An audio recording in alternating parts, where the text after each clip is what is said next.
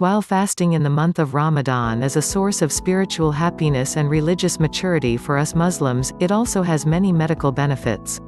One of the benefits of fasting for a few days is that the body begins to deplete glucose, after which the stem cell becomes active and begins to make new white blood cells. These cells naturally protect against the attack of many viruses and bacteria.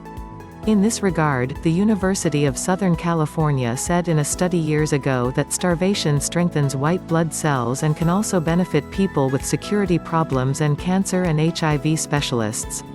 In the same way, fasting can help save us from the corona epidemic.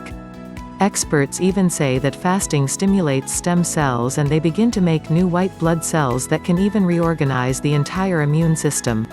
The same study found that 70 hours of fasting can significantly reduce the toxic effects of chemotherapy. 10 years ago, a study published the record of a survey conducted on 30 consecutive days from dawn to dusk.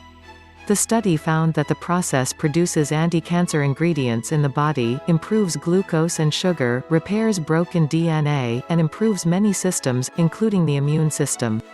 In this regard, a large number of people over the age of 18 were included in the study and were asked to observe the entire fast of Ramadan. The study also examined proteomics, serum, blood glucose, various types of biomarkers and human waste.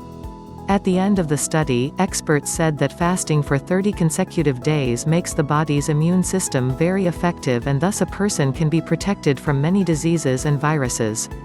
Another important aspect is that fasting for 1 month continuously prevents many actions that promote cancer. The third major benefit is that it significantly increases mental and emotional capacity.